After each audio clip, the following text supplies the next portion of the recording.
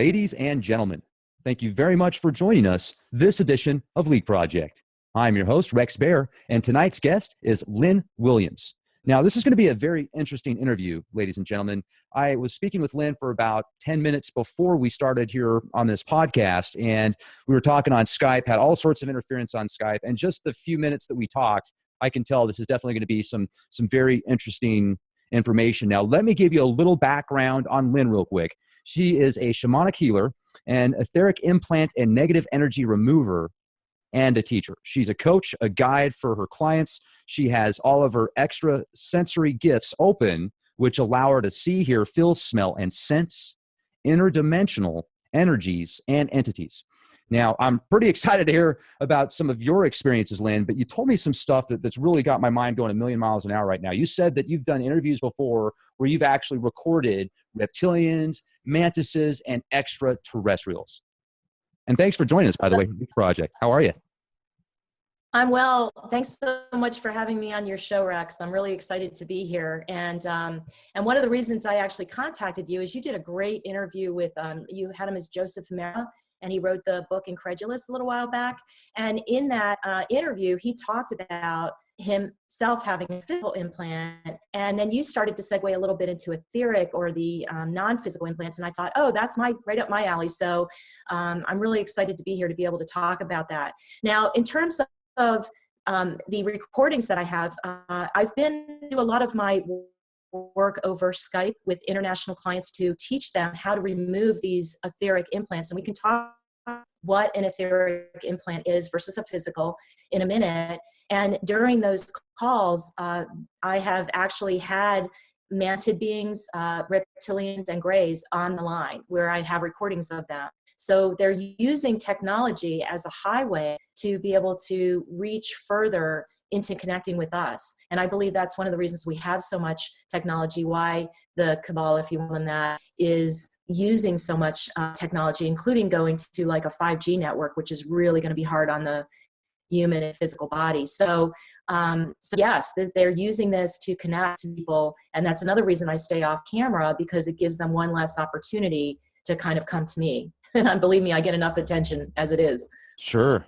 Now, it's interesting because we're getting some audio interference here, even on the different platform that we're using. We're not using Skype now, but I'm actually getting a little bit hesitant to say what we are using, but I do find it interesting. Now, I'm going to just give you a brief story about something that happened. This was 7 years ago. I think this was back in 2010. This is when I was just getting my feet wet. It was one of my first interviews that I did. I was with a round table of guests. I remember I interviewed this guy by the name of Daryl Sims, and he used to work for the CIA. He still might. I have no idea. He says he doesn't, but he calls himself the alien hunter because he's literally pissed off at some of these ETs that have, he claims, not only abducted him, but family members of his, and he has physical implants, and he calls these extraterrestrials different.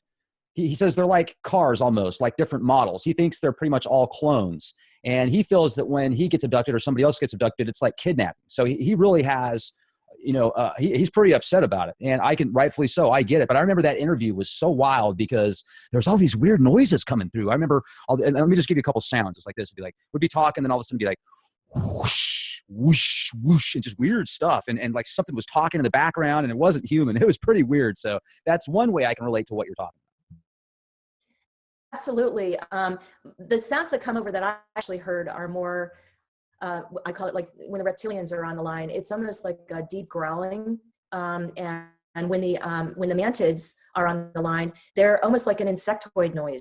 It almost, it sounds like, I guess if you had a whole bunch of grasshoppers that were swarming, a very, very fast, high-pitched noise. When the grays are on the line, you can hear a high-pitched, almost mechanical type bleeping and so on. So yes, they are definitely interfering, and they interfere on my calls all the time. And not because of me having entities in me, but because they don't want me talking. When I got my entities removed, I had a whole boatload of implants in the throat. And when those were removed, all of a sudden I lost my fear of getting on radio shows and talking about this subject matter. And that was one of the reasons they tried to lock me down, so that I wouldn't speak about it. And I had this fear of being killed if I did speak publicly. So these are, again, we can get into a lot more detail about what happens to a person when these entities are etherically in their field. And by the way, everybody has etheric implants unless they've had them removed. We're all sort of born with them here on planet Earth as we take on a human form in this particular prison planet that we're in. So unless you're getting them out or know how to take them out yourself or have gotten them removed, even if you go, however, to someone else, that's problematic too, because they will come back. This is one of the reasons that I actually teach implant removal. And so maybe it's a good opportunity for us to kind of get into, well, what is an etheric implant for any of your listeners that don't even know what that is? And if you'd like, I can kind of describe that for you. That'd be great. Absolutely. Before you do that though, how could you convince somebody that says, look, you know, it's etheric. You can't prove that's real. All you can see, anybody could say that, you know, I mean, there's going to be probably a lot of people out there that are skeptical, right, about that? Oh, absolutely. Everybody who hasn't had the experience of sort of feeling them in their body and knowing they're there because they have their gifts open enough to be able to sense that clairvoyantly or clairsentiently. Yes. I mean, by and large, people think this is all woo-woo, but they think ETs are woo-woo and they think ghosts are woo-woo. So if you have your gifts open enough, you know very clearly you're being messed with. If you don't, you just know that life is difficult and you're not sure why, or you have these weird aches and pains around the body and you don't know why. So when I teach somebody to get them out, I do not tell that person what they're going to see. And in fact, when I go on radio shows, I try not to get into too many specifics about what a person's going to see. I'll get into the broad categories of what is affecting the human body, but I want my clients to go in unbiased, and I teach them how to see them and I teach them how to remove them. And they feel the difference because as they pull these etheric entities out one by one, a lot of times their aches and pains go away, or their obsessive compulsive thoughts instantly stop, or they just feel better because their energy and their chi and their prana is flowing more easily through their body. Sometimes they'll have a very heavy duty emotional release. Even men will spontaneously start crying and they'll say, I don't know why I'm crying. And I say, it's good, let it out. That was a stopped up emotion that the entity was feeding on. And now that we've gotten that out, you're unblocked. So I don't have to convince my clients, they convince themselves. Now, how do you actually get rid of the implants? And then let's talk about more of what they are. So it almost sounds like a cosmic tagging of sorts for some type of entity that could feed off of people at the etheric level. Now, almost to a point of, that makes me think of the media, the entertainment industry, and how it seems like it's orchestrated to cause certain effects. And, you know, do you ever just sit down and watch a movie and almost feel like you're a part of some spell or some type of ritual almost? I mean, it's just weird the way I think sometimes when I watch these films and the symbolism that's behind it and everything else. And I'm thinking to myself, what am I feeding? Well, certainly. And that gets more into the subject of how they're using technology, like these high definition television sets or the frequencies in really heavy metal or rock music. You know, this is why if someone listens to classical music, their body feels soothed, particularly if it's tuned to 432 frequency. They actually feel really good in the body and very relaxed and soothed. And I know a lot of people may listen to heavy metal and all of that, but it actually is opening up portals in your aura that's allowing these entities to get in. And that's one of the reasons, if you look at Led Zeppelin and some of these groups, they worshipped Aleister Crowley. They worshipped some of this demonology because they knew what was happening. And obviously we can look at Miley Cyrus and Britney Spears and Lady Gaga. And I mean, they demonstrate every day the agenda that's happening on the planet, and they all are taken over. And not just MK Ultra programming from, say, the negative dark cabal, but also they're entity written. I mean, there's video of Beyonce morphing, you know, and then she talks about how the devil came into her. And it's, you know, you can call it the devil, you can call it entities. We're really talking about sort of the same thing. It's just different categories of what can come into a person. And there are demons that can come into a person. There are ETs that can come into a person. There is things like black goo, which Harold Kautzvella talks about, which is like a sentient morphing black goo. In fact, if you look at some of the Lady Gaga and Britney Spears videos where they're coated in this black vinyl, that's really representing the black goo, which is now infesting people. It's a form of AI technology. And then you've also got the AI technology that you saw in movies with like Tom Cruise, where he's in the bathtub with the AI spiders crawling around. People can find those sorts of things in their bodies. So all of these technologies are creating holes in the aura, in the human aura, which are allowing easier access for all of this penetration by the entities. Because if you were strictly on the organic timeline, living the way the Native American and indigenous peoples lived, they were in communion with Mother Earth. They were in communion with Source, and they didn't need all these false technologies. We're kind of reliving the Atlantean timeline over again. What happened between Lemuria, which was the more organic timeline, and the Atlantis, which, you know, they invited all of this technology in and basically, you know, destroyed themselves. So we're reliving that again in this world right now. And when we look at all the technology, that's the old Atlantean timeline of trying to recreate that on some level. And then of course they have CERN and these other devices, HARP and so on, that are continuing to open up more portals in rips in time space, as well as they do a real number on the human body. Chemtrails, you know, unhealthy foods, poisoning our water, all of this is a way to penetrate our aura. And so this might be a good time to first of all talk about two things to help the audience. Number one, where are these etheric implants? So let me describe that for you, Rex. If you were to look at an aura chart, you would see, you can look up Google aura chart or aura. You'll see your physical body in the middle of an egg, and then there's multiple layers that fan out from that. The next body out is the etheric body, and that is really the doorway to the unseen world. So that's when we leave the 3D, where's the evidence for what is happening, and we go into the unseen world, which is just as real as the 3D, but we don't see it unless we have our gifts open, our spiritual gifts open. So you've got the etheric body, then you've got your emotional, mental, spiritual, out to the causal body. Now, these entities, they more or less are like cockroaches in your kitchen. They come in on the etheric level and they're resting on that part of your aura. Now, this is your aura. You're the king or queen of your aura. Nothing should be there except you. But they're taking advantage of the fact that nobody taught you how to clean yourself of them. And so they live in that domain and they come in and out. Some of them are there permanently. Some of them come in and out. But many people can feel them, like, oh, I've got something standing behind me. I can feel it, but they don't see anything. Or they may feel creatures or something moving around inside them.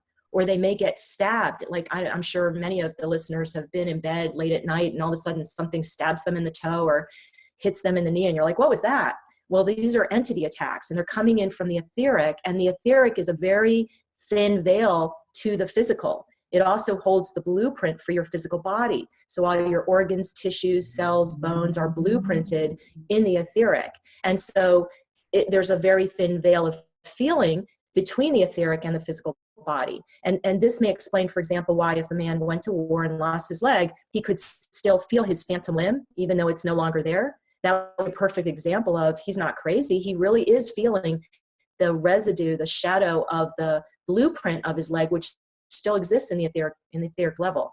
So this is where these entities come in and they penetrate. And they're tricky, right? Because you can't see them. And then when you go talking to friends and loved ones and saying, that's something wrong with me, but no doctors can find the reason, they think it's all in my head. Those poor people know it's not in their head, but they can't convince those around them because there's no quote unquote 3D evidence for the entities being there.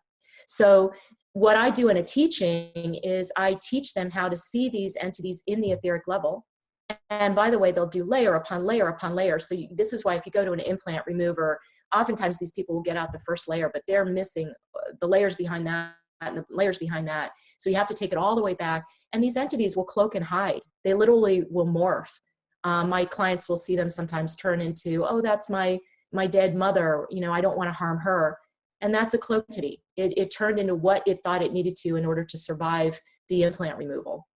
So that's a little bit about what these entities are doing to the human body. Now, why are they here? Well, it's all part of that archonic, Anunnaki, you know, reptilian prison planet agenda that we're all living under right now.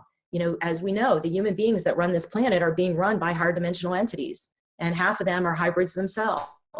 And so this is all part of the enslavement of humanity. And so they work very closely with the etheric entities to also help them lock down humanity. So they work things on the 3D, right? They cause all sorts of pain and suffering all over this planet with their various programs and their technology and their poisoning of the air and their poisoning of our food. And then you've got the entity trying to lock us down on the etheric level so that we basically become zombified. We're walking co-creators that have no control over our own creation, our creational abilities, I should say. So this is what they're trying to do, because they can't create. These entities can't create their own. They have to use us as living batteries to create for them. So the only way they can do that is to sort of lock us down mentally and physically and emotionally. So we basically are just a vessel for them to create through, if that helps you a little bit as to why they're doing this. And so when we rise up into our own sovereignty and power and take back our full ownership of the co-creators that we are, they have a really hard time because they can't get in, or they have a difficulty building the networks to lock us down. And then we start to be able to see through the maze more clearly. We have clarity of thought.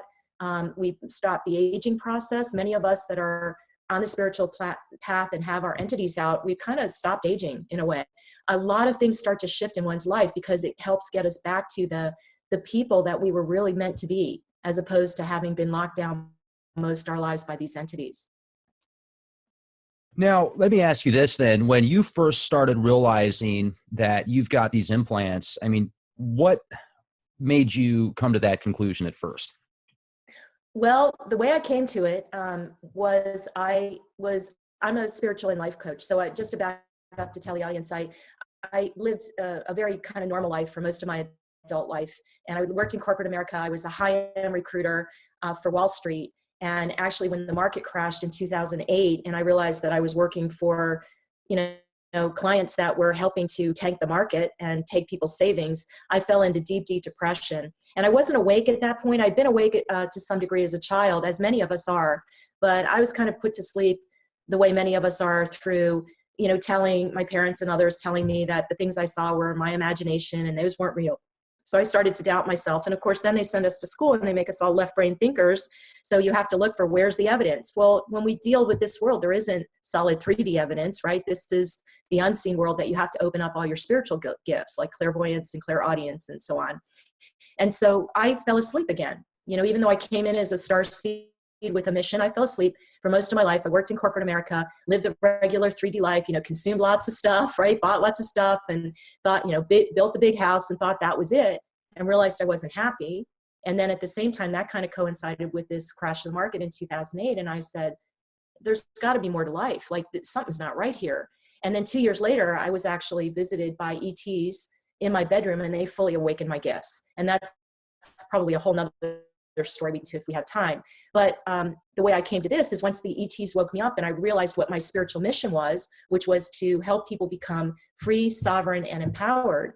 I started coaching spiritually and life coaching people to help them rise to that level. And I had a woman come to me a little over a year and a half, 2 years ago, and she had demons in her head telling her to kill herself. And she said, Lynn, I know this voice isn't mine. I don't know how to get rid of it. It's been with me for years. And I had been looking for someone who could help me. And I came across a young man who I'm no longer associated with, and I have to say I cannot endorse. We had a falling out, and he owes me thousands of dollars, and he never paid me, and it was a really bad deal.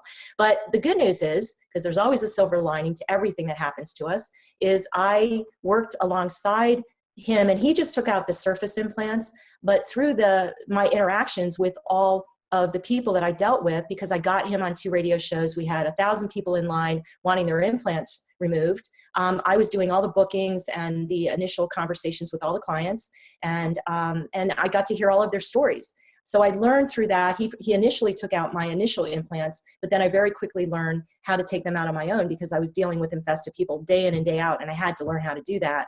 And then I had a woman come to me about 4 months into working with him, and she said, Lynn, I just had a session, but I'm worse than ever. And she woke me up at 4:30 in the morning and said that she and her dog were being viciously attacked, and she knew it was entities and she didn't know what to do. And I, at that point, didn't know how to teach people. I knew how to take them out of myself, but I didn't know how to teach people. And so I just prayed to Source that night, and I said, please, please, God, help me help this poor woman. And I got a massive download of information, a packet of instructions. And my first gift is clear knowing or clear cognizance. And so I said to the lady, I said, listen, I just got a download and I don't know if this will work. Let's try it. And sure enough, it did. And then I started teaching people that came to me one by one who said, I can't keep them out. Can you just teach me? And then I left the gentleman and I started teaching full time. And I've now taught 215 people how to be completely free and clear of these on their own, and how to get them completely out of their bodies. And then from that, I rise multiversity, and I get to work alongside some beautiful teachers there like George Kavasalis. And I am now using this initial teaching as a platform, because once you know how to see these entities and get them out, you can actually use that technology to start seeing portals that these entities are coming into your home, or implants in your pets, or implants in your children, and how to get them out. And so I'm helping people carry it to the next level of being free and all the way around them. And I just know in my heart, Rex, that if people could get rid of these entities, that's half the battle on planet Earth right now. If they could get themselves clean and clear and know how to do it permanently, then they would have the skills, the wherewithal, the health, the clarity of mind to really be able to see and rise above, and rise above this matrix. And then the 100 monkey effect would take over, and people would just be free and clear, and we would get over that part. I mean, we still don't have a bunch of other challenges, and implant removal is certainly only one spoke on the wheel of what needs to be done on this planet, but it's a very, very important one. And I feel really, really blessed that I get to teach this.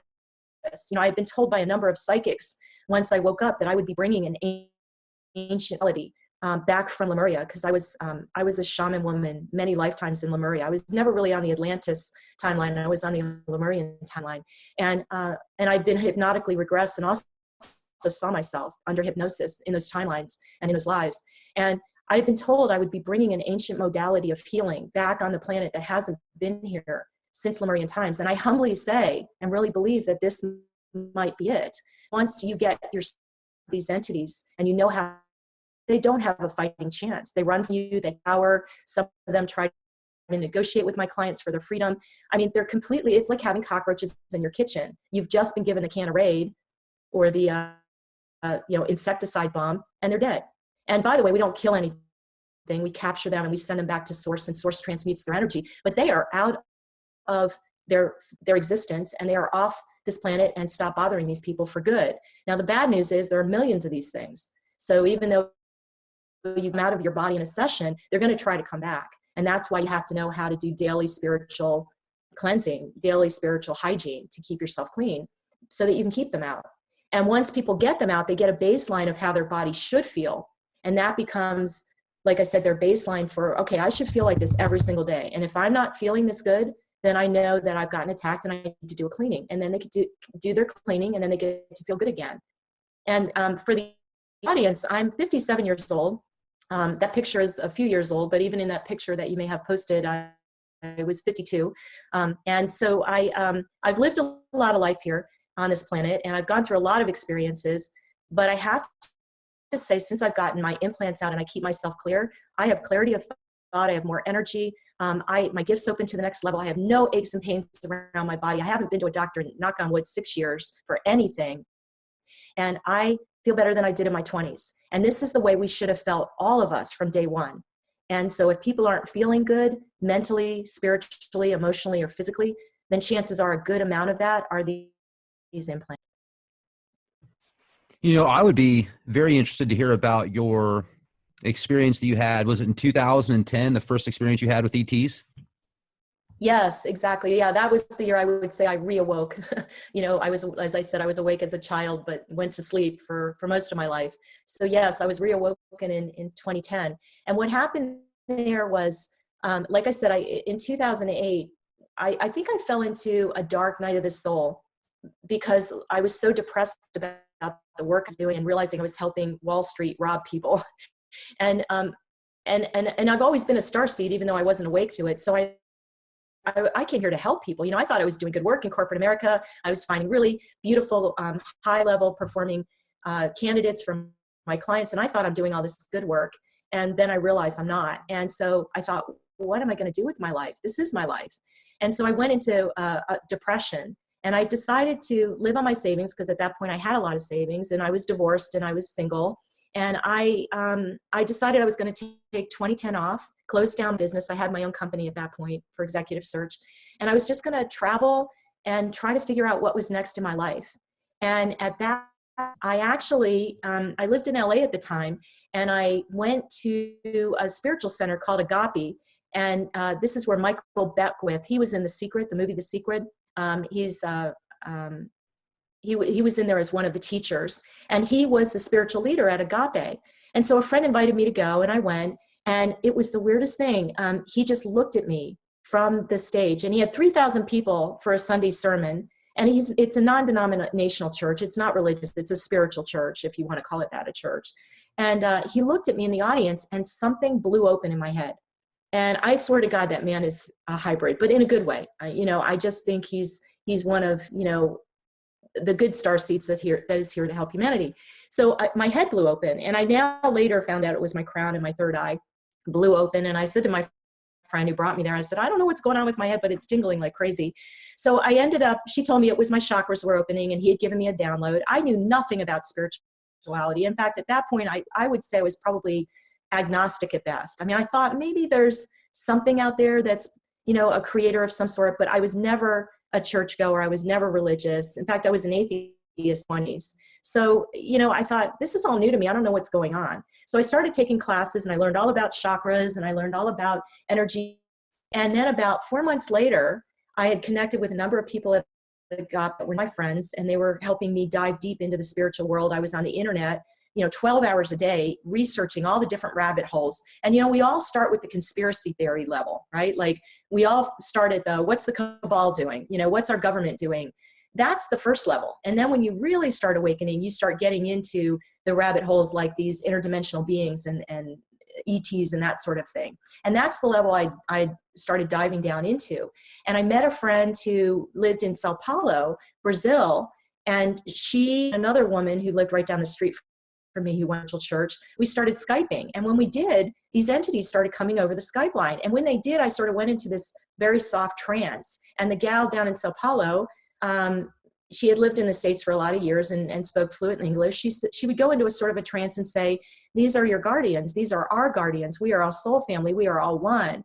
And they are here to help awaken you because it's time to get on your mission.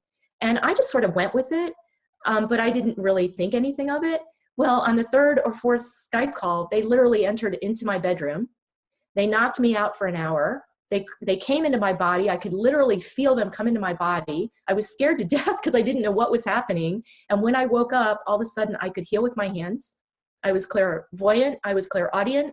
I mean, all my gifts just blew open. And they were non-physical beings. I've been told they're ninth dimensional non-physical beings. So I didn't see them, but I could hear them in the room.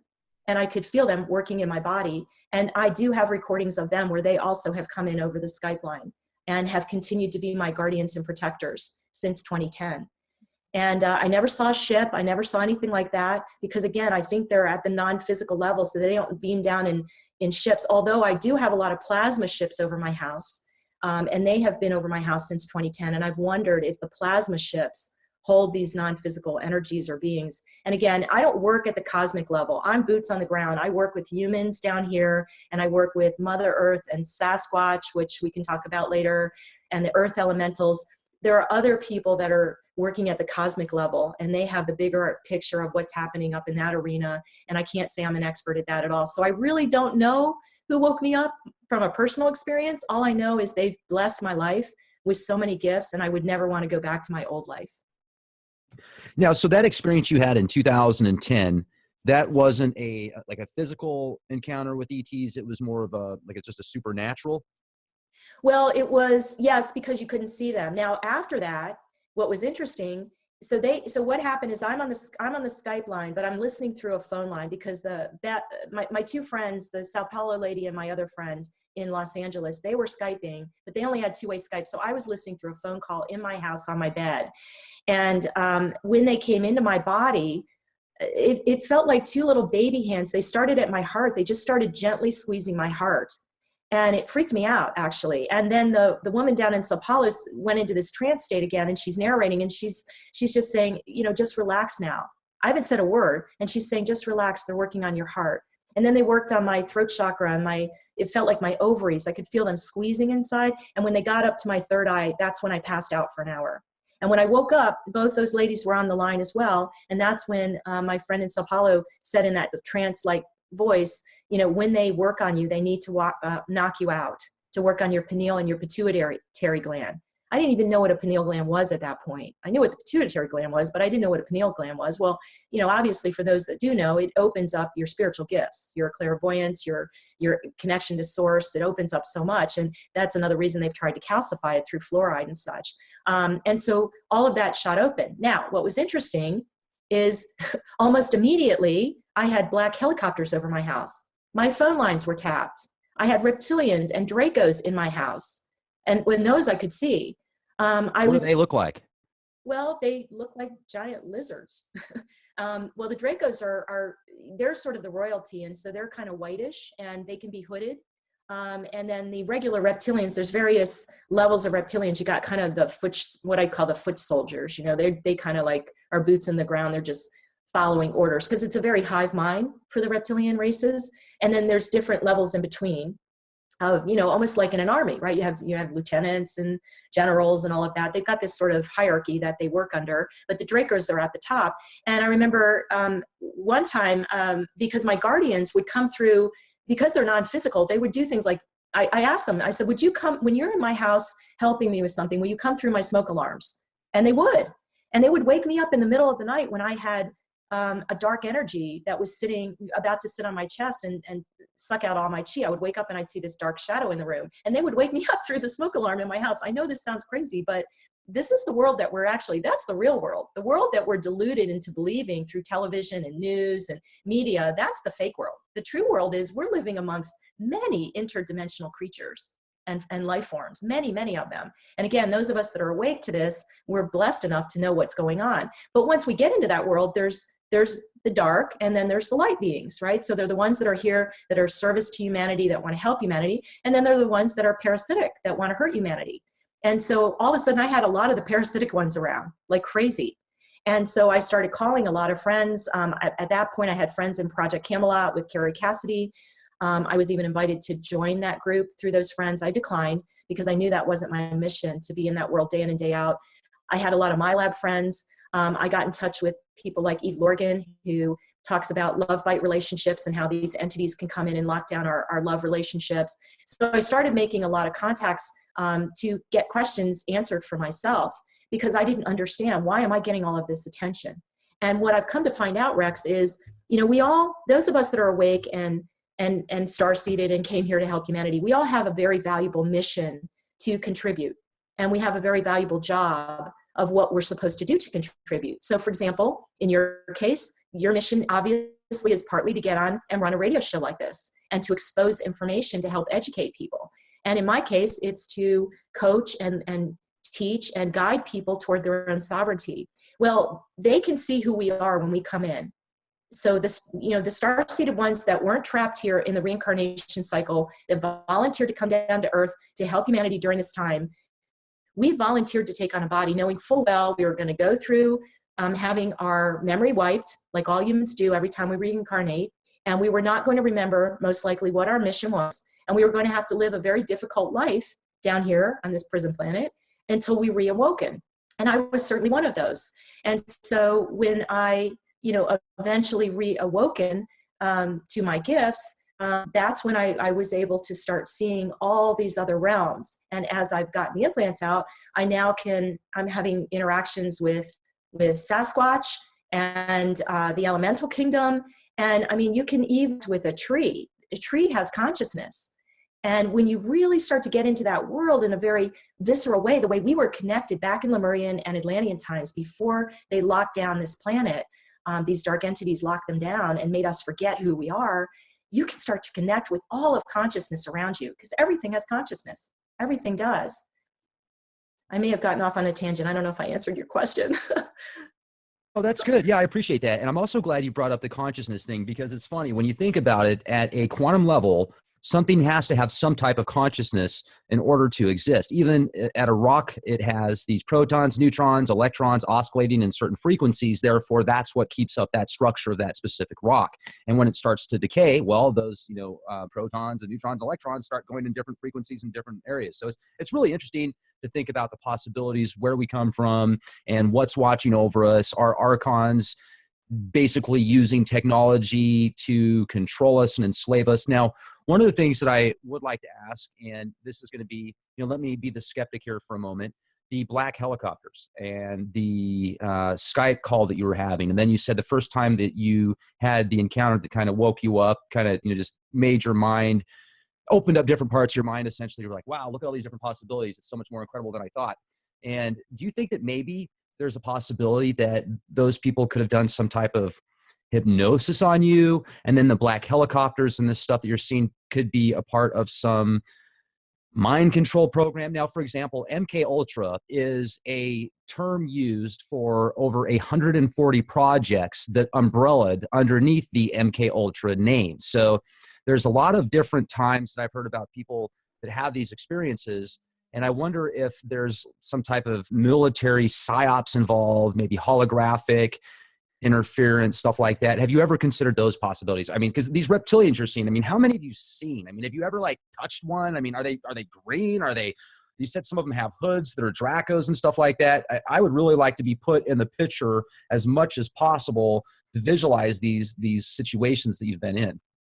Well, all right. So to answer your question, yes, when this all started happening, I questioned it very much because, I was a smart lady who was very successful in corporate America, and this was a whole nother world that I had never been in. And there wasn't anyone around me, my family or friends, that I could really talk about this with because it wasn't happening to them. Now, back in 2010, many of us star-seeded ones, we were spread out around across the planet holding the light. And so we weren't necessarily surrounded by our tribes.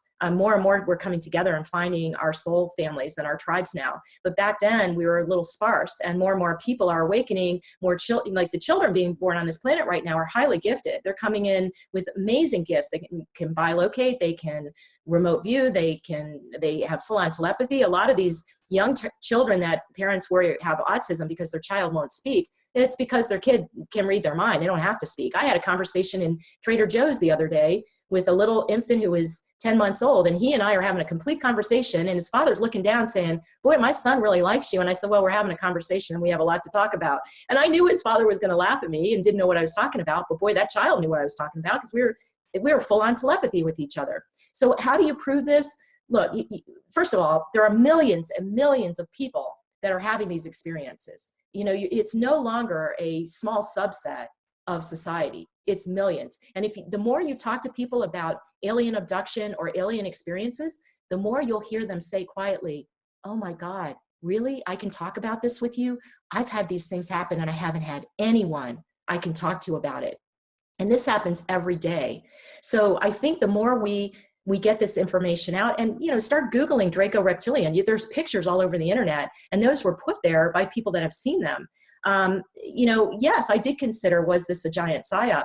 I don't believe that now, because I think, first of all, I know what my visceral reactions and what I've actually experienced. And I have way more stories than what I have time to share here about what's happened. And I've had interactions with the Mayan elders down from Chichen Itza. I've been invited onto the Apache reservation to have ceremony done on me because I've been told I'm not, quote, an ordinary human. And not that I'm special. There's many, many star-seeded ones like me, but I'm special in the sense that compared to those that are not awake to what's going on, I have abilities that they don't.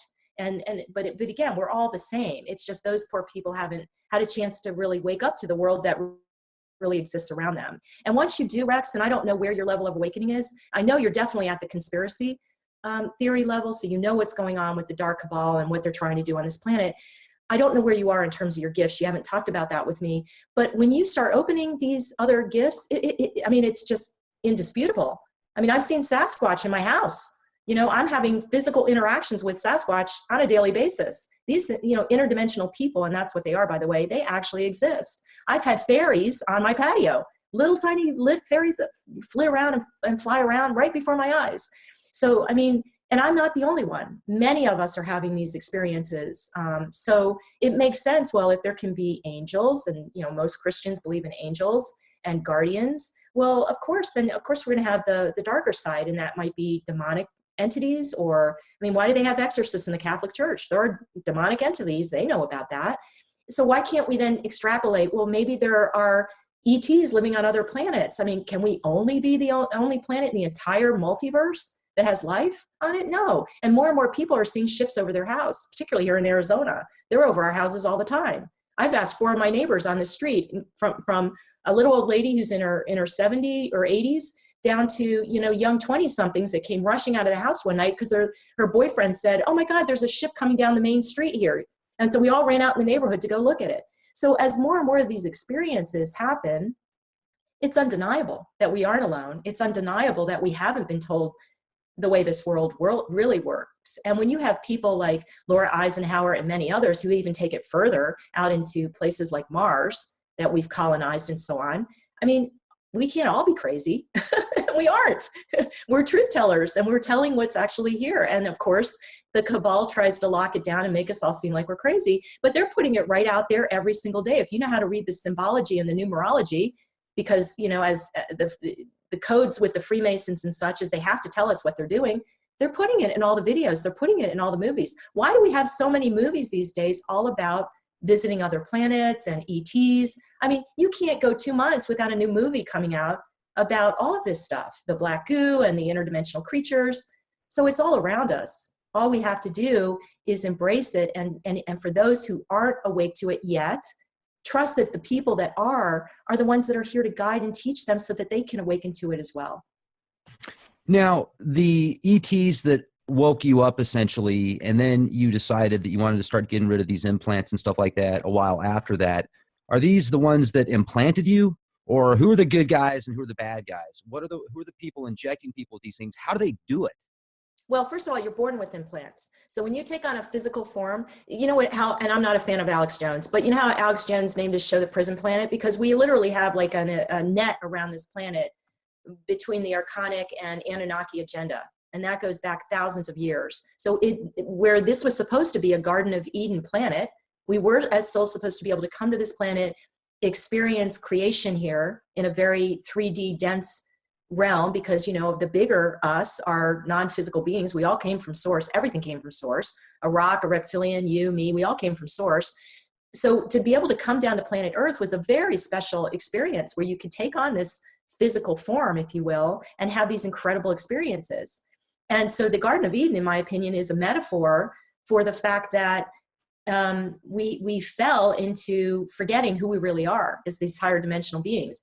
And my understanding is, as a soul, you were supposed to leave this incarnation with full memory of what you had learned, so you could keep building lifetime to lifetime of adding value to your soul growth, as well as, of course, that all gets fed back to source, source being able to experience itself through these various incarnations and fragments of all the different life forms and forms there are in the creational universe, so that it can experience itself. Well, when this planet got locked down and the reptilians then came in and the Archons came in and the Anunnaki came in, and they all had different agendas. The Greys came in, they all have different agendas. Really, it's very simple. The Guardians races, the ones that are here to help us, they would never harm us. They will never violate us in any way. They won't abduct us and have us wake up on a table where we have memories of a Gray standing over us, reaching into our body with a tool or something.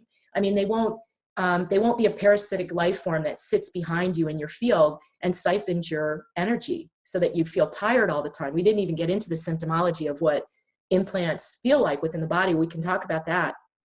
But it's very easy to tell, when you're with a higher vibrational being that's good for you, like the Sasquatch people, it's a total blissed out, like amazing, beautiful feeling. And when you're with, when you're with the energy of a reptilian in the house, it's dark, it's parasitic, it feels creepy. It's not good. So are you saying that all reptilians are negative energy beings and that all Sasquatches are positive energy beings? No, absolutely not. Just like there's no 100% positive people or negative people. No, everything there's a polarity, and there's a spectrum.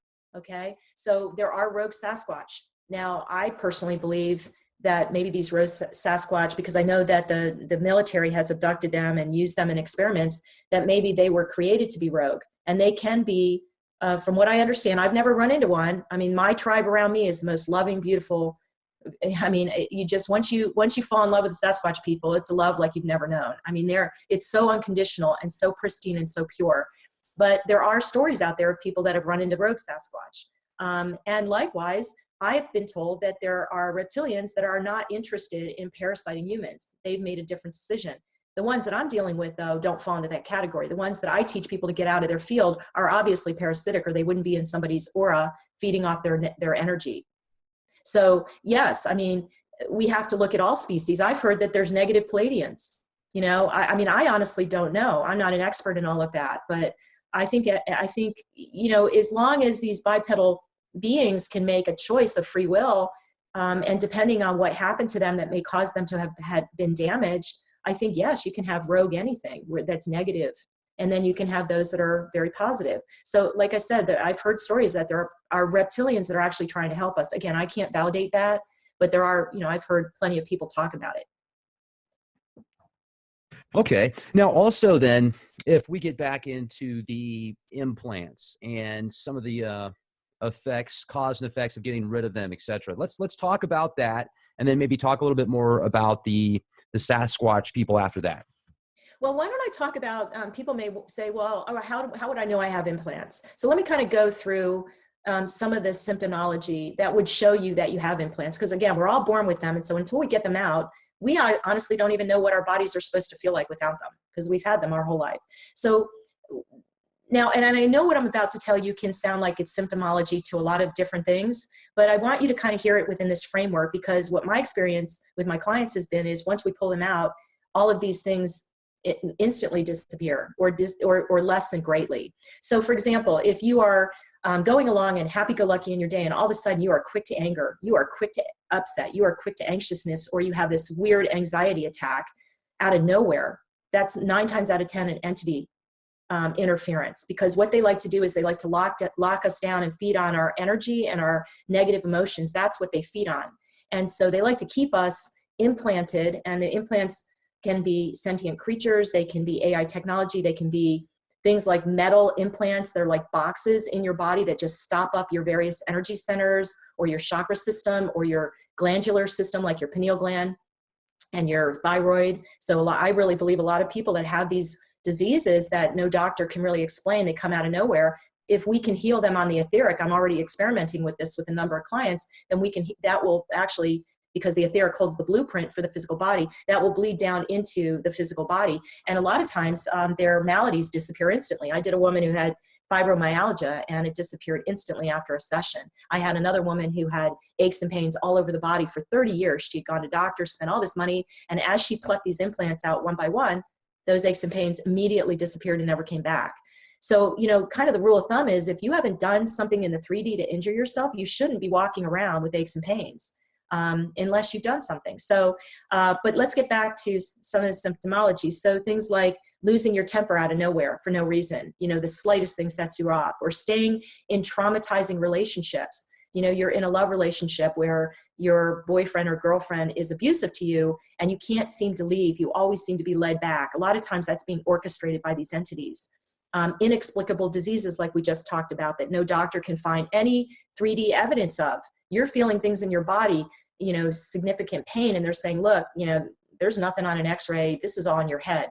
Or feeling blocked, like you can't move forward in life. I just booked a woman yesterday, and she said, you know, I don't know if I really feel all the entities, but I just know I can't move forward in life. I know I have a mission here, and I can't seem to move forward. I'm stagnant. Feeling tired and drained for no logical reason. You got a good night's sleep, and you just feel drained all the time, 24/7. Obsessive thought patterns that you can't stop. Feeling the pins and stabbing sensations in the night. You know, you wake up and something just stabbed you in the big toe. That was an entity attack. Or voices and thoughts telling you to harm yourself or harm someone else. You know, we hear these stories of these mothers that harm their children. Those are entities. That mother would never harm her own child, would never do it. Having an addiction that you can't break. You know, I lived in LA and near the Malibu treatment centers, and I can't tell you how many people went to those centers, and even though the centers did all the therapy to try to help them with their inner child wounding and whatever happened to them in life to cause them to be an addict, they would come out of there, say, that's it, I'm done, I'm treated, and then they go right back to their addiction. Those are entities. When people can't stop even though they really, really want to. I did have a client come to me. He was a heavy smoker, and he said, Lynn, I have done everything to stop smoking, hypnosis, everything, and I really want to stop, and I can't stop. And I said, okay, let's see what happens. We did his implant removal. He wrote me back 3 weeks later. He said, Lynn, I haven't had a cigarette since. So, I mean, things crawling around your body you can't explain, unable to feel positive emotions. You're always in depression or fear, feeling disconnected from source or Mother Earth. You feel like you're floating, but you're not connected to either of them, and you're spiritually awake and you can't get connected, because they will put the entities not just in your body, but all around your field. And we've got to get them all the way back to where they come from. And a lot of times they're coming through portals that we actually need to close up. So I teach people how to see that and how to find that and get rid of that.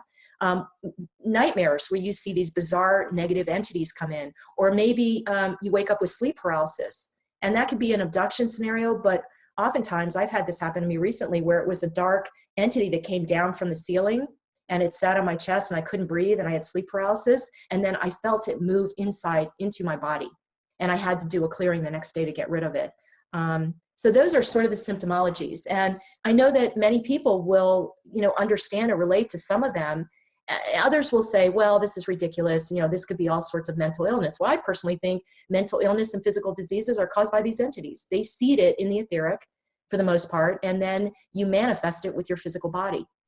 Because look at where these things reside. They reside in the etheric. Your emotions and your mental thoughts have to come through the etheric to get to your physical body. So if you've got entities there, they can easily play with your emotions and play with your thoughts. And that's why so many people come to me and they feel like, those emotions aren't mine. Those thoughts aren't mine. I don't know what is going on here, but I know it's not me. And then once they get the implants out, all of a sudden they're like, oh, now I'm back to me. This is really me. These are my thoughts and these are my emotions, and they have cause and effect and they make sense in my life. So anyway, that's the symptomology. I'm sorry, what was your other question, or where were we leading?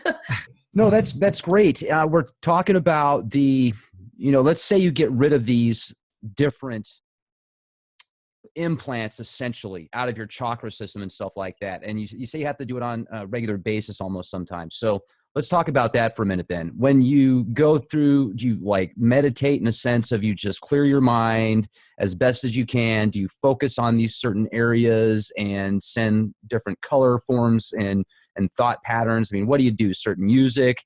Do you do it while you're dreaming, with lucid dreaming, combination of all the above?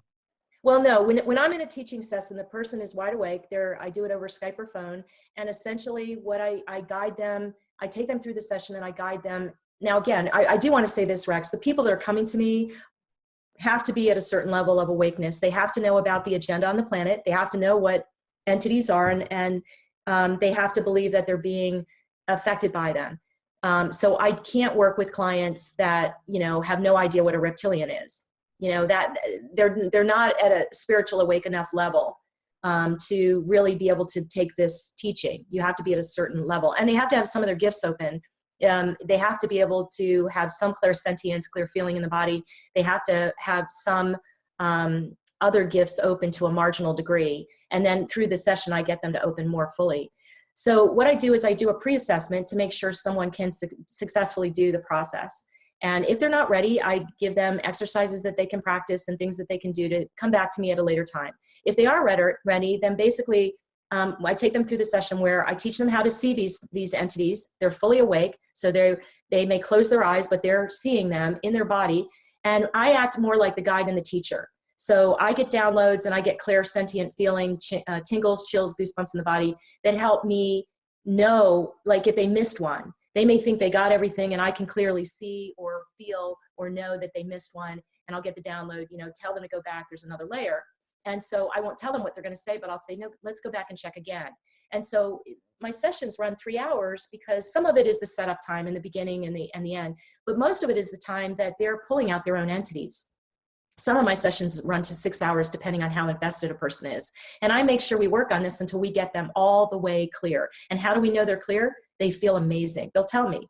Now, once in a while, I'll get somebody that'll have one leftover pain or ache in the body. And that's because they may have a physical trauma that's bleeding into that and causing that, or they may need to do some contract and cord cutting because they are actually inviting that in. And so I kind of help to guide them as to what they need to do. But almost to a person, everybody finishes a session with me saying, I had no idea I could feel this good. Now, then you have to start clearing every single day. Once you learn this, it's like brushing your teeth or taking a shower. I mean, imagine if you didn't take a shower for a week, right? I mean, you're going to need a shower, or you didn't brush your teeth for a week. It's the same with the parasites. And what they do is they try, even though we get rid of all the ones that are there and they are permanently gone and off the planet and they can't hurt anyone, there are millions more trying to come in. And they'll see, you know, a nice shiny human who's full of higher vibrational energy and like, oh, let's go get her, right? Somebody who's just been taught this. So I tell my clients, you're going to get tested. They're going to try to come back. Now, if somebody has a big mission, they may get very tested. They may get tested for weeks on a daily basis where these entities, and it feels like they're coming in from the outside, trying to get inside you, but they no longer feel like they're from inside you as much. And so if you keep cleaning and protecting, I also give them protection to use on a daily basis.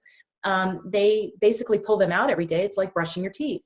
This is spiritual hygiene. It's really no different than our physical hygiene. It's just we were never taught this. And again, as I said earlier, back in Lemurian times, we knew how to do this naturally. We knew how to keep things out of our field. We lost that when they dumbed us down in this world that we're living in now. And so once they start cleaning, what will happen is over time, the entities typically drop off. It may take a few weeks, it may take a month if they're really attacked, but you will feel a drop off where, oh, I scanned today and there's nothing there. And then you might only have to scan, you know, once a week. And then in my case now, you know, I only have to do a heavy duty scan about once a month. I do what I call quickies, where I can feel something come in and I just grab it and pull it out real quick. But at once a month, I'll methodically go through a complete scan to make sure I cover all the bases, because I'll start to feel a little mucked up. But as you keep doing this, you're also rising into your sovereignty and power, and you're sending a very potent message. Look, if you come into me, I'm going to pull you out and destroy you. So don't bother. And they'll usually go and bother someone else who isn't attuned to this. So again, if we could teach people how to do this, they would be on a whole new level of awakening in what their mission is and their gifts opening and all of that. So as you can hear in my voice, I'm very passionate about what I do. And by the way, I don't make a ton of money doing this.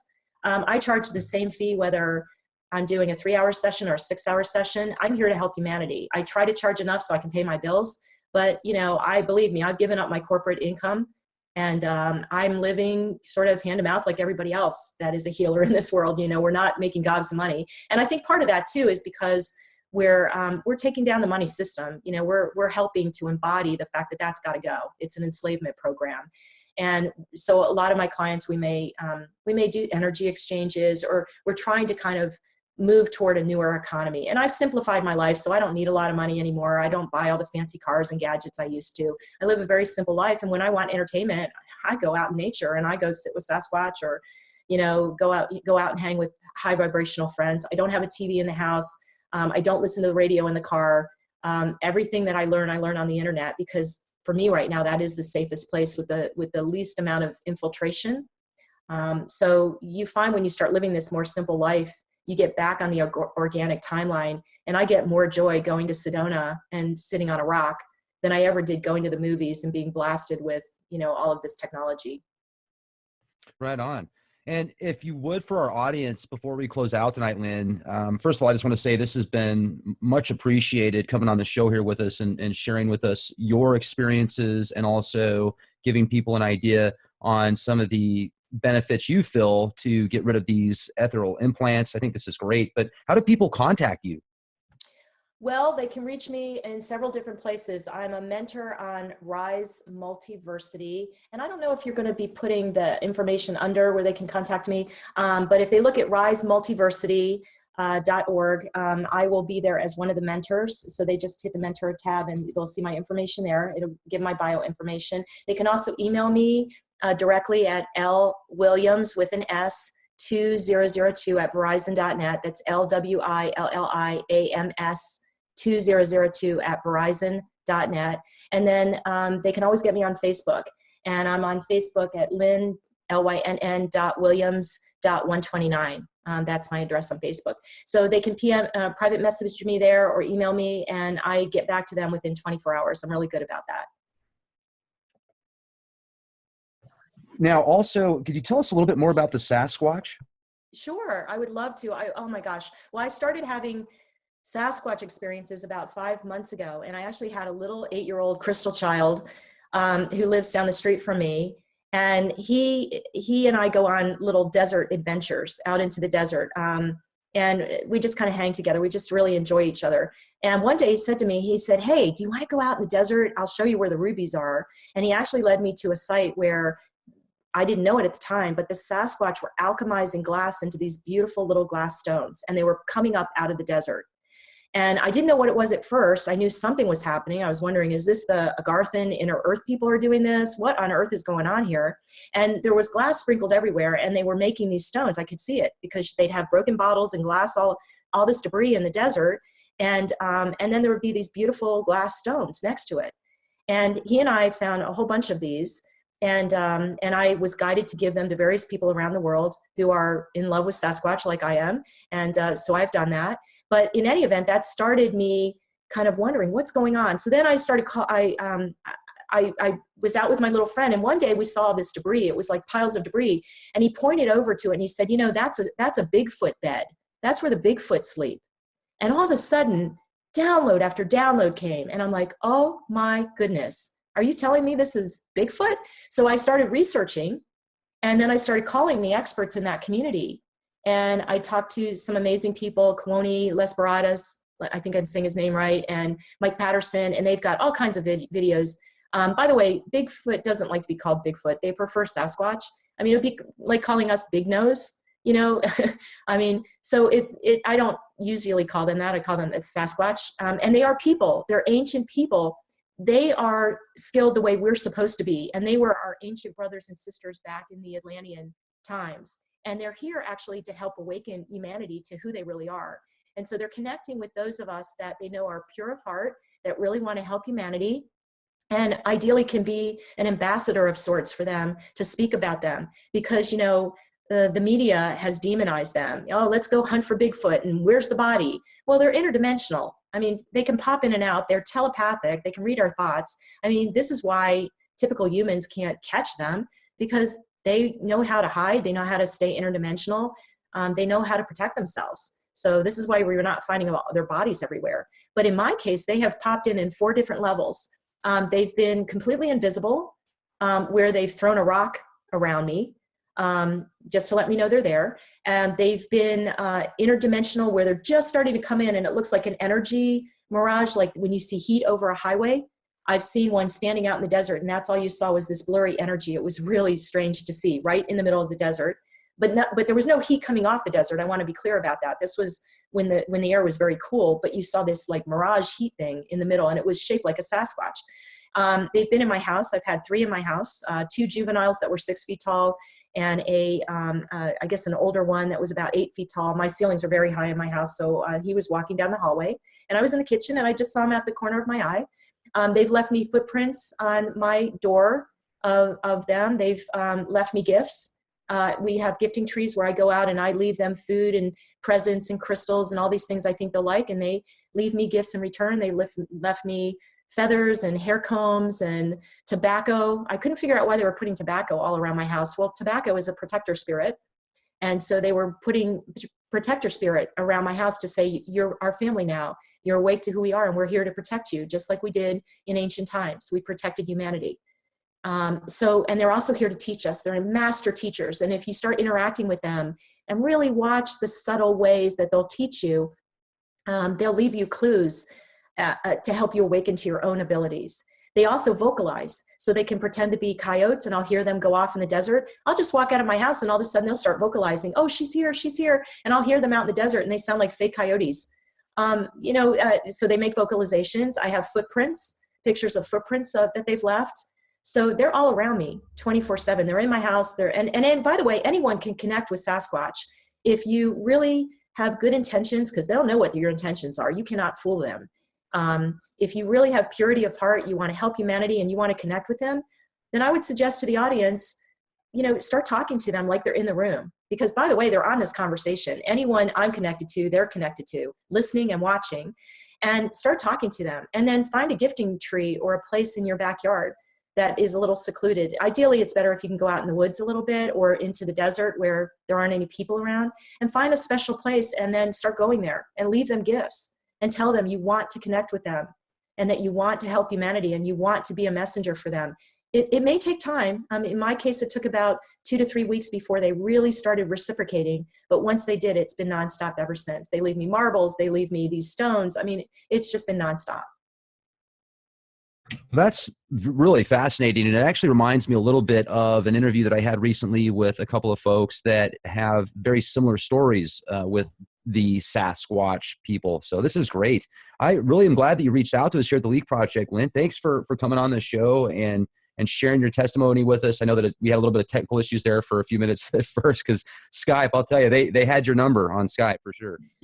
Yeah, they always get in the way on Skype, but thank you for persevering. And I'm so happy that I had this chance to speak with you and your audience, Rack. I think you do a great show and a great service, and you're getting all kinds of different information out, and you do it in a way, in my opinion, that you're just open-minded, and it's like, let's put it out there and let everybody decide what resonates with him. We're all at different levels of awakening.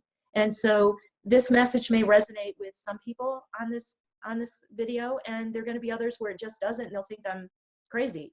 And we just have to allow people to be where they are. But I know that when this information resonates with the right people, it always seems to help them, if nothing more than confirmation. Oh, what I'm experiencing isn't crazy.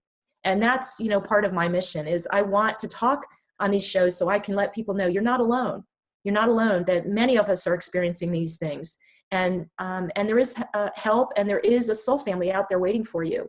The more that you can reach out and connect and be a little brave about speaking about your experiences. I'm now connected with soul family all around the planet via the work I do, and I feel immensely blessed. Now, it isn't an easy life because I also get a lot of interference. I've been gang stalked, and I know you recently had a gang stalk victim on.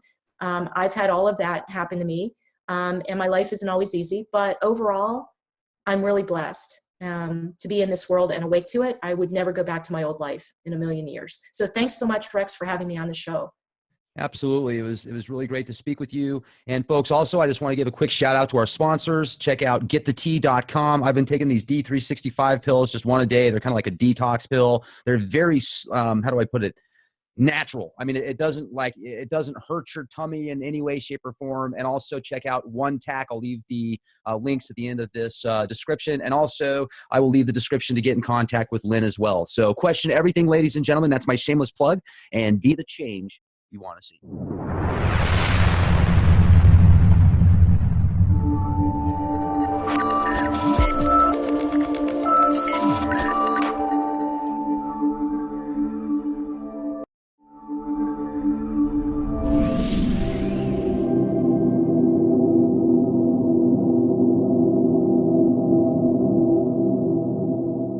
Ladies and gentlemen, thank you very much for joining us this edition of Leak Project. I'm your host, Rex Bear, and tonight's guest is Lynn Williams. Now, this is going to be a very interesting interview, ladies and gentlemen.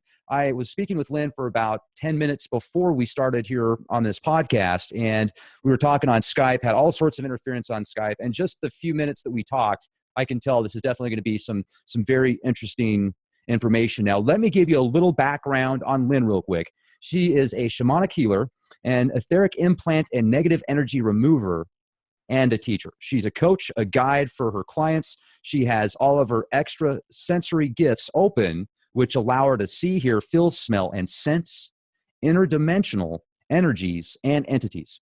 Now, I'm pretty excited to hear about some of your experiences, Lynn, but you told me some stuff that's really got my mind going a million miles an hour right now. You said that you've done interviews before where you've actually recorded reptilians, mantises, and extraterrestrials. And thanks for joining us, by the way, Leak Project. How are you? I'm well. Thanks so much for having me on your show, Rex. I'm really excited to be here. And one of the reasons I actually contacted you is you did a great interview with, you had him as Joseph Mera, and he wrote the book Incredulous a little while back. And in that interview, he talked about himself having a physical implant, and then you started to segue a little bit into etheric or the non-physical implants, and I thought, oh, that's right up my alley. So I'm really excited to be here to be able to talk about that. Now, in terms of the recordings that I have, I've been to a lot of my work over Skype with international clients to teach them how to remove these etheric implants, and we can talk what an etheric implant is versus a physical in a minute.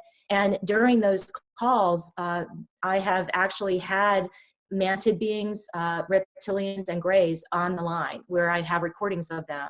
So they're using technology as a highway to be able to reach further into connecting with us. And I believe that's one of the reasons we have so much technology, why the cabal, if you will, in that is using so much technology, including going to like a 5G network, which is really going to be hard on the human and physical body. So yes, they're using this to connect to people. And that's another reason I stay off camera, because it gives them one less opportunity to kind of come to me. And believe me, I get enough attention as it is. Sure, sure. Now, it's interesting because we're getting some audio interference here, even on the different platform that we're using. We're not using Skype now, but I'm actually getting a little bit hesitant to say what we are using, but I do find it interesting. Now, I'm going to just give you a brief story about something that happened. This was 7 years ago. I think this was back in 2010. This is when I was just getting my feet wet. It was one of my first interviews that I did. I was with a round table of guests. I remember I interviewed this guy by the name of Daryl Sims, and he used to work for the CIA. He still might. I have no idea. He says he doesn't, but he calls himself the alien hunter because he's literally pissed off at some of these ETs that have, he claims, not only abducted him, but family members of his, and he has physical implants, and he calls these extraterrestrials different.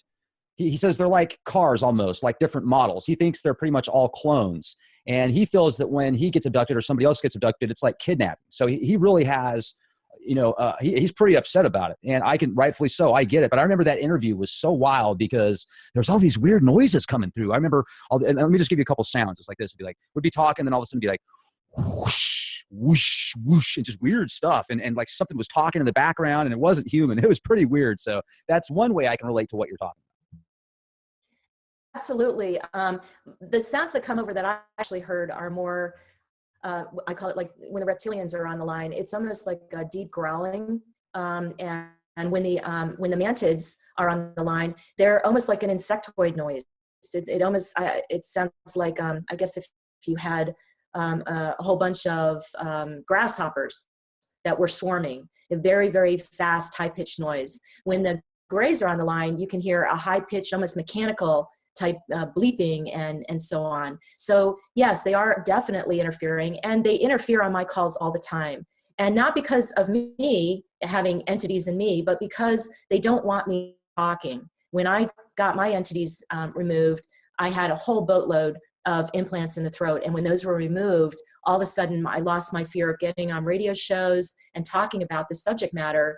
And that was one of the reasons they tried to lock me down, so that I wouldn't speak about it. And I had this fear of being killed if I did speak publicly. So these are, again, we can get into a lot more detail about what happens to a person when these entities are etherically in their field. And by the way, everybody has etheric implants unless they've had them removed. We're all sort of born with them here on planet Earth as we take on a human form in this particular prison planet that we're in. So unless you're getting them out or know how to take them out yourself or have gotten them removed, even if you go, however, to someone else, that's problematic too, because they will come back. This is one of the reasons that I actually teach implant removal. And so maybe it's a good opportunity for us to kind of get into, well, what is an etheric implant, for any of your listeners that don't even know what that is. And if you'd like, I can kind of describe that for you. That'd be great. Absolutely. Before you do that though, how could you convince somebody that says, look, it's etheric. You can't prove that's real. All you can see, anybody could say that, I mean, there's going to be probably a lot of people out there that are skeptical, right, about that? Oh, absolutely. Everybody who hasn't had the experience of sort of feeling them in their body and knowing they're there because they have their gifts open enough to be able to sense that clairvoyantly or clairsentiently. Yes. I mean, by and large, people think this is all woo-woo, but they think ETs are woo-woo and they think ghosts are woo-woo. So if you have your gifts open enough, you know very clearly you're being messed with. If you don't, you just know that life is difficult and you're not sure why, or you have these weird aches and pains around the body and you don't know why.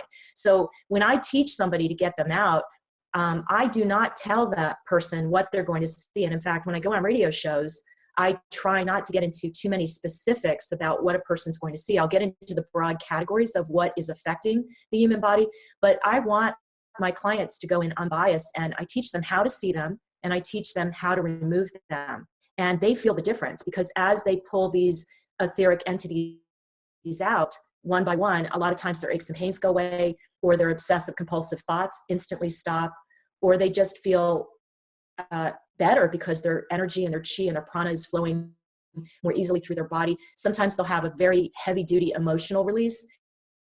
even men will spontaneously start crying. And they'll say, I don't know why I'm crying. And I say, it's good, let it out. That was a stopped up emotion that the entity was feeding on. And now that we've gotten that out, you're unblocked. So I don't have to convince my clients, they convince themselves. Now, how do you actually get rid of the implants? And then let's talk about more of what they are. So it almost sounds like a cosmic tagging of sorts for some type of entity that could feed off of people at the etheric level. Now, almost to a point of, that makes me think of the media, the entertainment industry, and how it seems like it's orchestrated to cause certain effects. And, you know, do you ever just sit down and watch a movie and almost feel like you're a part of some spell or some type of ritual almost? I mean, it's just weird the way I think sometimes when I watch these films and the symbolism that's behind it and everything else. I'm thinking to myself, what am I feeding? Well, certainly, and that gets more into the subject of how they're using technology, like these high definition television sets, or the frequencies in really heavy metal or rock music. You know, this is why if someone listens to classical music, their body feels soothed, particularly if it's tuned to 432 frequency. They actually feel really good in the body and very relaxed and soothed. And I know a lot of people may listen to heavy metal and all of that, but it actually is opening up portals in your aura that's allowing these entities to get in. And that's one of the reasons, if you look at Led Zeppelin and some of these groups, they worshiped Aleister Crowley. They worshiped some of this demonology because they knew what was happening. And obviously we can look at Miley Cyrus and Britney Spears and Lady Gaga. And I mean, they demonstrate every day the agenda that's happening on the planet, and they all are taken over. And not just MK Ultra programming from, say, the negative dark cabal, but with their entity written. I mean, there's video of Beyonce morphing, you know, and then she talks about how the devil came into her. And it's, you know, you can call it the devil, you can call it entities. We're really talking about sort of the same thing. It's just different categories of what can come into a person. And there are demons that can come into a person. There are ETs that can come into a person. There is things like black goo, which Harold Kautzvella talks about, which is like a sentient morphing black goo. In fact, if you look at some of the Lady Gaga and Britney Spears videos where they're coated in this black vinyl, that's really representing the black goo, which is now infesting people. It's a form of AI technology. And then you've also got the AI technology that you saw in movies with like Tom Cruise, where he's in the bathtub with the AI spiders crawling around. People can find